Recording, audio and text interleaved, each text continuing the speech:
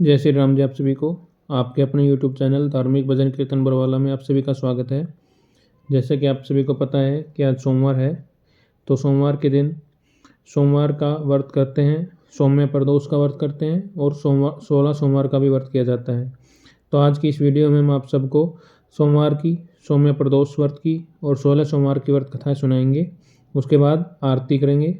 तो आप वीडियो को लास्ट तक ज़रूर सुने और सारी कथाओं को सुनकर कमेंट करके ज़रूर बताएं कि कथा आपको कैसी लगी। तो आइए सबसे पहले मैं आप सभी को सोमवार व्रत की विधि बताता हूँ। शुरू करते हैं।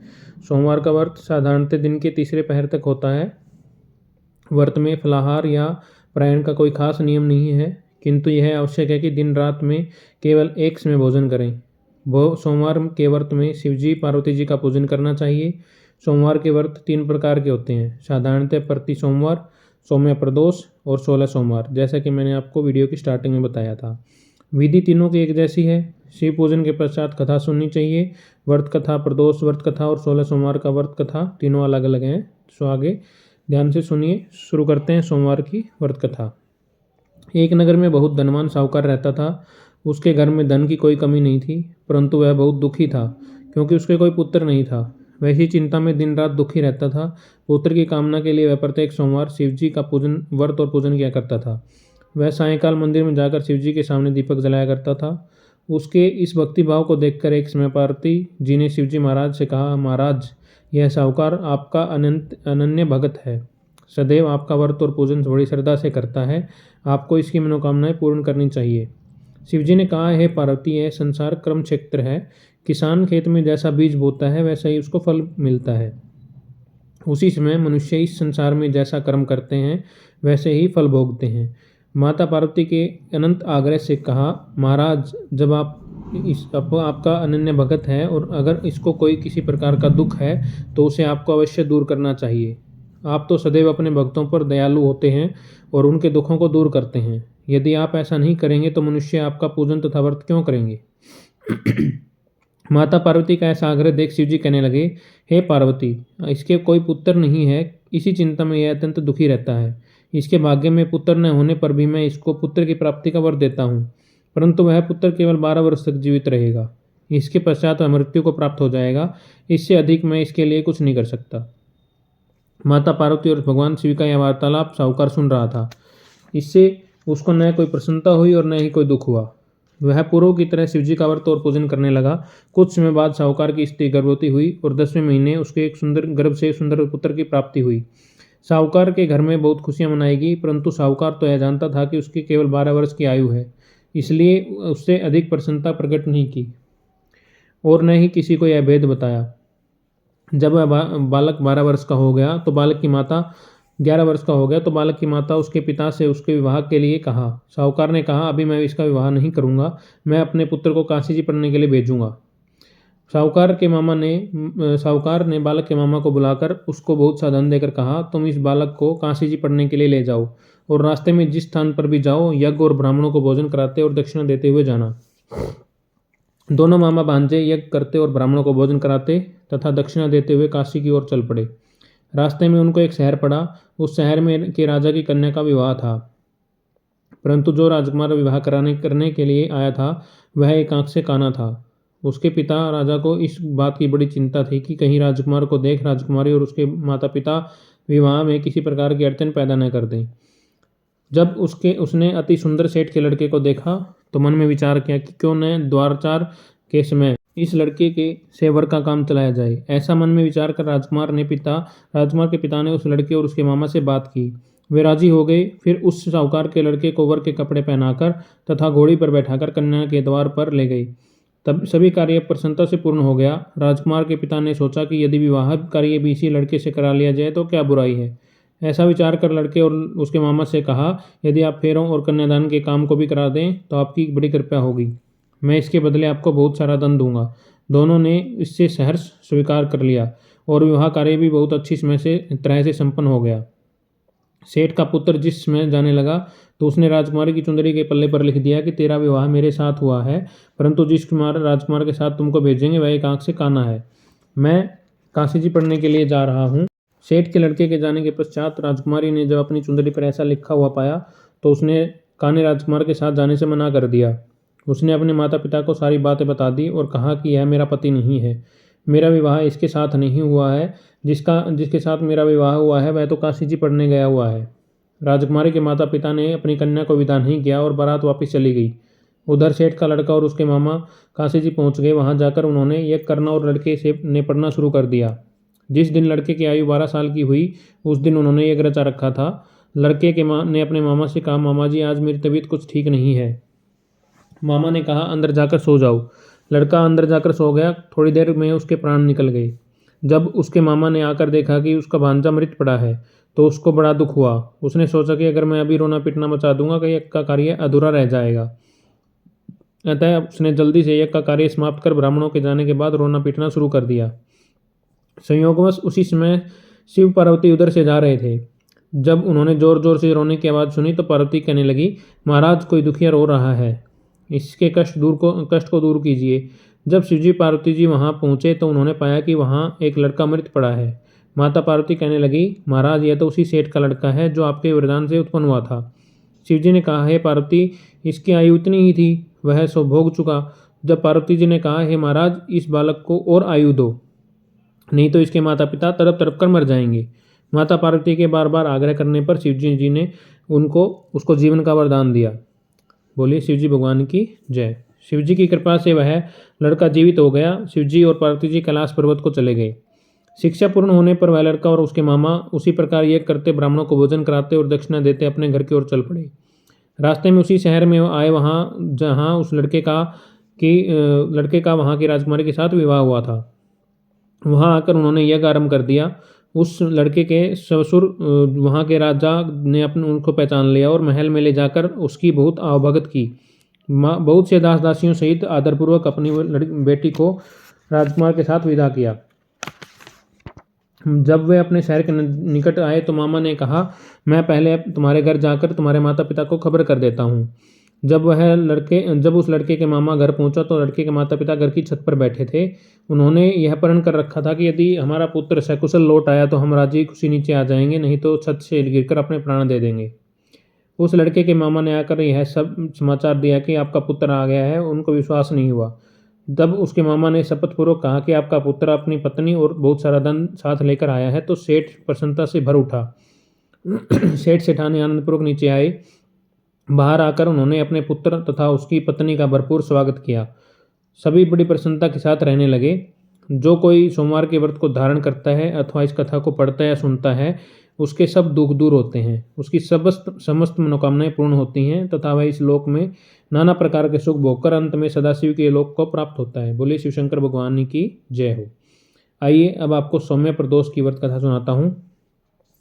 पूर्व काल में एक विधवा ब्राह्मणी प्रत्येक प्रातः ऋषियों की आज्ञा ले अपने पुत्र को साथ लेकर भिक्षा लेने जाती थी और संध्या को लौट आती। भिक्षा में जो मिलता उससे अपना कार्य चलाती और शिवजी का प्रदोष व्रत भी करती। एक दिन जब वह भिक्षा के लिए अपने पुत्र को साथ लेकर जा रही थी तो मार्ग में उसे विदर्भ देश के राजकुमार मिला। शत्रुओं ने उसे अपनी राजधानी से बाहर निकाल दिया था और उसके पिता को मार दिया था। अतः वह मारा मारा फिर रहा था। ब्राह्मणी उसे अपने साथ ले आई और अपने पुत्र के साथ उसका पालन पोषण करने लगी। एक दिन वह दोनों राजकुमार ब्राह्मण बालक ने वन में गंधर्व कन्याओं को देखा। ब्राह्मण बालक घर लौट आया परंतु राजकुमार साथ नहीं आया, क्योंकि वह अंशुमति नाम की गंधर्व कन्या के से बातें करने लगा। दूसरे दिन वह फिर अपने घर से वहां आया जहां अंशुमति अपने माता पिता के साथ बैठी थी। कुछ दिन पश्चात अंशुमति के माता पिता ने राजकुमार धर्मगुप्त से कहा कि तुम विदर्भ देश के राजकुमार धर्मगुप्त हो। हम श्री शंकर जी की आज्ञा से अपनी पुत्री अंशुमति का विवाह तुम्हारे साथ कर देते हैं। राजकुमार धर्मगुप्त का विवाह अंशुमति के साथ हो गया। बाद में राजकुमार ने गंधर्व राज की सेना की सहायता से विदर्भ देश पर अधिकार कर लिया और ब्राह्मणी के पुत्र को अपना मंत्री बना लिया। यथार्थ में यह सब उस ब्राह्मणी के प्रदोष व्रत का फल था। बस उसी समय से यह प्रदोष व्रत संसार में प्रतिष्ठित हुआ। बोले शंकर भगवान की जय हो। सौम्य प्रदोष व्रत की कथा यहीं पर समापन होती है। अब आप सभी को 16 सोमवार की व्रत कथा सुनाता हूँ। जैसा कि मैंने वीडियो के स्टार्टिंग में बताया था कि हम सोमवार की व्रत कथा, सौम्य प्रदोष व्रत कथा और 16 सोमवार की व्रत कथा के बाद आरती करेंगे। तो आइए शुरू करते हैं 16 सोमवार की व्रत कथा। मृत्युलोक में भ्रमण करने की इच्छा करते एक समय श्री भूतनाथ भगवान भोलेनाथ माता पार्वती के साथ मृत्युलोक में पधारे। भ्रमण करते करते दोनों विदर्भ देशांतर्गत अमरावती नाम की अति रमणीक नगरी में पहुंचे। अमरावती नगरी अमरपुरी के संदर्भ सब प्रकार के सुखों से परिपूर्ण थी। उसमें वहां के महाराज द्वारा बनाया हुआ अति रमणीक शिव जी का मंदिर भी था। भगवान शंकर भगवती पार्वती के साथ उस मंदिर में भी निवास करने लगे। एक समय माता पार्वती भगवान भोलेनाथ को प्रसन्न देख मनोविनोद करने की इच्छा से बोली, हे महाराज, आज तो हम दोनों चौसर खेलेंगे। शिवजी ने प्राण प्रिया की बात को मान लिया और चौसर खेलने लगे। उस समय मंदिर का पुजारी ब्राह्मण मंदिर में पूजा करने आया। माता पार्वती ने पुजारी से प्रश्न किया कि पुजारी जी बताओ, इस बाजी में हम दोनों में से किसकी जीत होगी। ब्राह्मण बिना विचार किए शीघ्रता से बोल उठा कि महादेव जी की जीत होगी। थोड़ी देर में बाजी समाप्त हो गई और पार्वती जी की विजय हुई। पार्वती जी बहुत क्रोधित हुई और ब्राह्मण को झूठ बोलने के अपराध में के कारण श्राप देने की उद्यत हुई।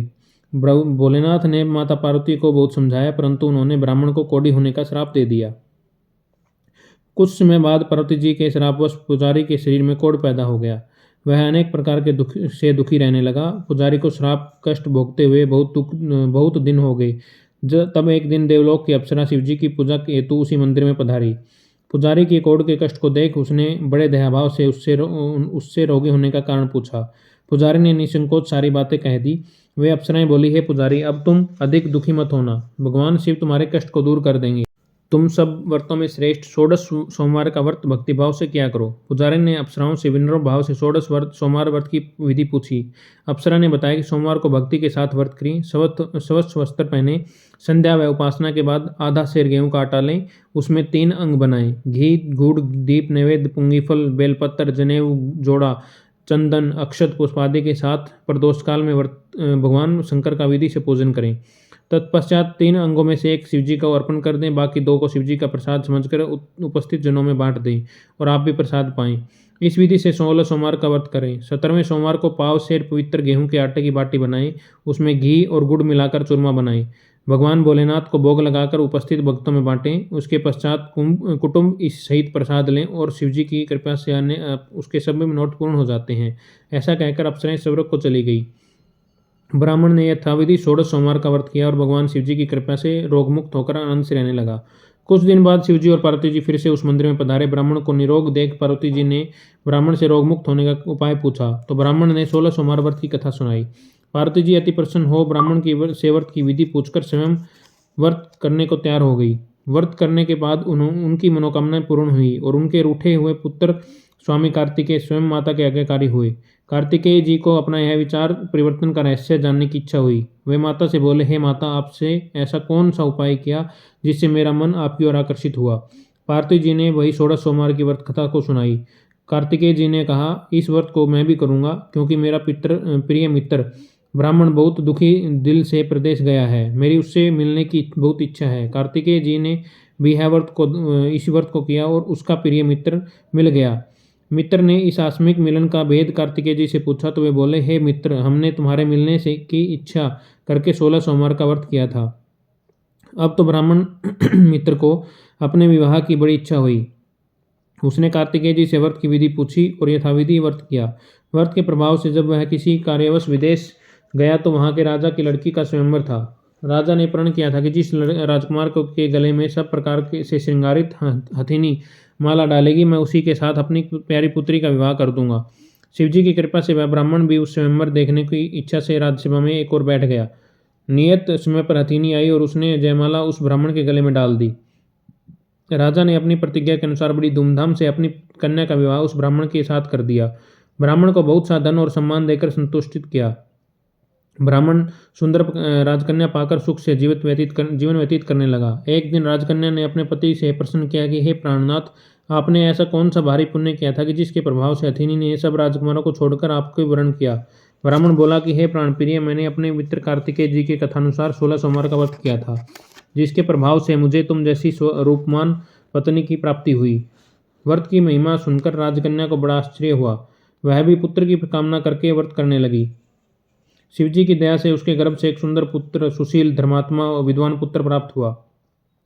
माता पिता दोनों उस देवपुत्र को पाकर अत्यंत प्रसन्न हुए और उसका लालन पालन भली प्रकार से करने लगे। जब पुत्र समझदार हुआ तो एक दिन उसने अपनी माता से प्रश्न किया कि हे माता, तुम कौन सा व्रत एवं तप किया जो मेरे जैसा पुत्र तुम्हारे गर्भ से उत्पन्न हुआ। माता ने 16 सोमवार व्रत की कथा पुत्र को बताई। पुत्र ने जब सब तरह से मनोरथ पूर्ण करने वाले सरल व्रत को सुना तो वह भी राज्याधिकार पाने की इच्छा से हर सोमवार को यथाविधि वह व्रत करने लगा। व्रत शुरू होने के बाद उस देश के वृद्ध राजा के ने दूतों ने आकर उसको राजकन्या के लिए वर्ण किया। राजा ने अपनी पुत्री का विवाह ऐसे सर्वगुण संपन्न ब्राह्मण युवक के साथ करके बड़े सुख प्राप्त किया। वृद्ध राजा ने के दिवंगत हो जाने के बाद इसी ब्राह्मण युवक को सिंहासन पर बैठाया गया, क्योंकि दिवंगत राजा के कोई पुत्र नहीं था। राज्य का उत्तराधिकारी होकर भी वह ब्राह्मण पुत्र 16 सोमवार का व्रत करता रहा। जब 17वां सोमवार आया तो विप्र पुत्र ने अपनी प्रियतमा से पूजन सामग्री लेकर शिव पूजा के लिए शिवालय में चलने को कहा, परंतु उसकी पत्नी ने उसकी आज्ञा की परवाह नहीं की। दास दासियों द्वारा सब सामग्रियां शिवालय भिजवा दी, परंतु आप नहीं गई। जब राजा ने शिवजी का व्रत पूजन समाप्त किया तब आकाशवाणी हुई, हे राजा, अपनी इस रानी को राजमहल से निकाल दे, नहीं तो यह तेरा सर्वनाश कर देगी।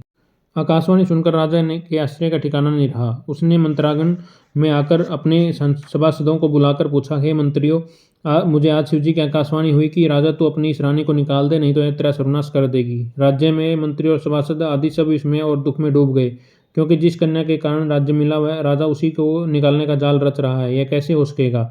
राजा ने अपनी पत्नी को राजमहल से निकाल दिया। रानी दुखी हृदय से भाग्य को कोसती हुई नगर के बाहर चली गई। बिना पद त्राण, फटे हुए वस्त्र, भूख से दुखी हो धीरे धीरे चलकर वह ग्राम में पहुंची। वहां एक बुढ़िया सूत काटकर बेचने जाती थी। रानी की करुण दशा देखकर बोले कि चल तू मेरा सूत बिकवा दे, मैं वृद्ध हूँ और भाव नहीं जानती हूँ। यह बात सुनकर रानी ने बुढ़िया के सिर से सूत की गठरी उतारकर अपने सिर पर रख ली। थोड़ी देर बाद आंधी आई और बुढ़िया का सूत पोटली सहित उड़ गया। बेचारी बुढ़िया पछताती रह गई और रानी को अपने से दूर करने रहने को कहा। उसके बाद रानी एक तेली के घर गई तो शिवजी के प्रकोप के कारण तेली के सब मटके उसी क्षण चटक गए। तेली ने भी रानी को अपने घर से निकाल दिया। अत्यंत दुख पाती हुई रानी एक नदी के तट पर गई तो नदी का समस्त जल सूख गया। तत्पश्चात रानी एक वन में गई, वहां सरोवर में पानी पीने गई। उसके हाथ का स्पर्श होते ही सरोवर का जल नीलकमल के समान जल असंख्य कीड़ामय होकर गंदा हो गया। रानी ने भाग्य पर दोषारोपण करते हुए उस जल को पीकर पेड़ की शीतल छाया में विश्राम करना चाहा, परंतु रानी जिस पेड़ के नीचे जाती उस पेड़ के पत्ते तत्काल टूटकर गिर जाते। वन सरोवर जल की ऐसी दशा देख गौ चराते ग्वालों ने अपने गोसाई जी से, जो उस जंगल में स्थित मंदिर के पुजारी थे, यह बात बताई। गोसाई जी के आदेशानुसार ग्वाले रानी को पकड़कर गोसाई जी के पास लाए। रानी की मुख कांति और शरीर शोभा देख गोसाई जी जान गए कि यह अवश्य ही कोई विधि की गति की मारी कुलीन स्त्री है। पुजारी ने रानी से कहा कि पुत्री, मैं तुमको अपनी पुत्री के समान रखूंगा, तुम मेरे आश्रम में ही रहो, मैं तुमको अपनी किसी प्रकार का कष्ट नहीं दूंगा। गोसाई जी के वचन सुनकर रानी को धीरज हुआ, वह आश्रम में रहने लगी। रानी जो भोजन बनाती उसमें कीड़े पड़ जाते, जल भरकर लाती तो उसमें भी कीड़े पड़ जाते। रानी की ऐसी दशा देख गोसाई जी भी बहुत दुखी हुए और रानी से बोले, हे बेटी, तुम्हारे ऊपर कौन सी देवता का कोप है जिससे तुम्हारी ऐसी दशा हुई। पुजारी की बात सुनकर रानी ने शिवजी के पूजन का बहिष्कार करने की बात बताई तो पुजारी शिवजी महाराज की अनेक प्रकार की स्तुति करते हुए रानी से बोले कि हे पुत्री, तुम सब मनोरथ पूर्ण करने वाले 16 सोमवार का व्रत करो, उसके प्रभाव से तुम्हारे सब कष्ट से दूर हो जाएंगे और तुम कष्ट मुक्त हो जाओगी। गोसाई जी की बात सुनकर रानी ने 16 सोमवार का व्रत किया। 17वें सोमवार को विधि विधान सहित पूजन किया। उस पूजन के प्रभाव से राजा के हृदय में विचार उत्पन्न हुआ कि रानी को गए बहुत समय व्यतीत हो गया, न जाने कहाँ कहाँ भटकती होगी, उसे ढूंढना चाहिए। यह सोच रानी को तलाश करने के लिए राजा ने चारों दिशाओं में दूत भेजे। वे दूत रानी को ढूंढते हुए पुजारी के आश्रम में पहुंचे। वहां रानी को पाकर पुजारी से रानी को अपने साथ लेकर जाने का आग्रह करने लगे, परंतु पुजारी ने मना कर दिया। दूत चुपचाप लौट आए और महाराज को रानी का पता बतलाया। रानी का पता पाकर राजा स्वयं पुजारी के आश्रम में गए और पुजारी से कहा, महाराज, जो देवी आपके आश्रम में रहती है वह मेरी पत्नी है। शिवजी के कोप से मैंने इसको त्याग दिया था, अब इस पर से शिवजी का प्रकोप शांत हो गया है, इसलिए मैं इसे लेने आया हूँ। आप इसको मेरे साथ जाने की आज्ञा दे दीजिए। गोसाई जी ने राजा के वचन को सत्य समझकर रानी को राजा के साथ जाने की अनुमति दे दी। गोसाई की आज्ञा पाकर रानी प्रसन्न होकर राजा के साथ महल में आई। नगरवासियों ने नगर द्वार तथा नगर को तोरण एवं बंधनवारों से विविध विधि से सजवाया। घर घर में मंगल गान होने लगे। पंडितों ने विविध मंत्रों से उच्चारण कर अपनी राजरानी का स्वागत किया। ऐसी अवस्था में रानी ने तुरंत पुनः अपनी राजधानी में प्रवेश किया। महाराज ने ब्राह्मणों को अनेक तरह से दान आदि देकर संतुष्ट किया। याचकों को धन धान्य दिया। नगरी में स्थान स्थान पर सदाव्रत खुलवाए जहाँ भूखों को भोजन मिलता था। इस प्रकार से राजा शिवजी की कृपा का पात्र हो राजधानी में रानी के साथ अनेक तरह से सुखों का भोग करता हुआ 16 सोमवार का व्रत करने लगा। विधिवत शिवजी पूजन करते हुए इस लोक में अनेक सुखों को भोगने के पश्चात दोनों शिवपुरी को पधारे। बोले श्री शंकर भगवान की जय हो। जो मनुष्य मनसा वाचा कर्मणा भक्ति सहित 16 सोमवार का व्रत एवं पूजन इत्यादि विधिवत करता है वह इस लोक में समस्त सुखों को भोगकर अंत में शिवपुरी को प्राप्त होता है। यह सब व्रत सब मनोरथ को पूर्ण करने वाला है। बोले श्री शंकर भगवान की जय हो। तो आज की इस वीडियो में हमने आप सभी को सौम्य प्रदोष व्रत कथा, 16 सोमवार की व्रत कथा और सोमवार की व्रत कथा सुनाई। अब हम शिव शंकर भगवान की आरती करते हैं। तो आइए। ओम जय शिव ओमकारा स्वामी जय शिव ओमकारा ब्रह्मा विष्णु सदा शिव अर्धांगिरीधारा। ओम जय शिव ओमकारा एकानन चतुरानन पंचानन राजे स्वामी पंचानन राजे हंसानन गरुड़ासन वृषवाहन साजे। ओम जय शिव ओमकारा दो भुज चार चतुर्भुज 10 भुज ते सोहे स्वामी 10 भुज ते सोहे तीनों रूप निरखता त्रिभुवन मन मोहे। ओम जय शिव ओमकारा स्वामी जय शिव ओमकारा अक्षमाला वनमाला मुंडमाला धारी स्वामी मुंडमाला धारी त्रिपुरारी कंसारी करमाला धारी। ओम जय शिव ओमकारा श्वेतांबर पीतांबर बागंबर अंगे स्वामी बागंबर अंगे सनकादिक ब्रह्मादिक भूतादिक संगे। ओम जय शिव ओमकारा स्वामी जय शिव ओमकारा कर में श्रेष्ठ कमंडल चक्र त्रिशूल धरता स्वामी चक्र त्रिशूल धरता जग करता जग हरता जग पालन करता। ओम जय शिव ओमकारा स्वामी जय शिव ओमकारा ब्रह्मा विष्णु सदा शिव जानत अविवेका स्वामी जानत अविवेका प्रणवाक्षर के मध्य ये तीनों एका। ओम जय शिव ओमकारा त्रिगुण स्वामी जी की आरती जो कोई नर गावे स्वामी प्रेम सहित गावे कहत शिवानंद स्वामी मन भजत हरि हर स्वामी मन वांछित फल पावे। ओम जय शिव ओमकारा स्वामी जय शिव ओमकारा स्वामी जय शिव ओमकारा ब्रह्मा विष्णु सदा शिव अर्धांगिरीधारा। ओम जय शिव ओमकारा। बोले शिव शंकर भगवान की जय हो। आज की 16 सोमवार की व्रत कथा, सोमवार व्रत कथा और सौम्य प्रदोष व्रत कथा आरती सहित यहीं पर समाप्त होती है। आप सभी को कथा कैसी लगी कमेंट करके ज़रूर हमें बताएं। अगर कुछ गलती त्रुटि हुई है हमारी इस वीडियो में तो हमें कमेंट करके ज़रूर बताएं ताकि हम आगे की वीडियो में हम इस गलती को सुधार सकें। धन्यवाद। आप सभी को ऐसी धार्मिक कथाएं भजन सुनने के लिए हमारे YouTube चैनल धार्मिक भजन कीर्तन बरवाला को लाइक करें, सब्सक्राइब करें और आगे शेयर करें। भगवान भोलेनाथ आप सभी पर अपनी कृपा बनाए रखें।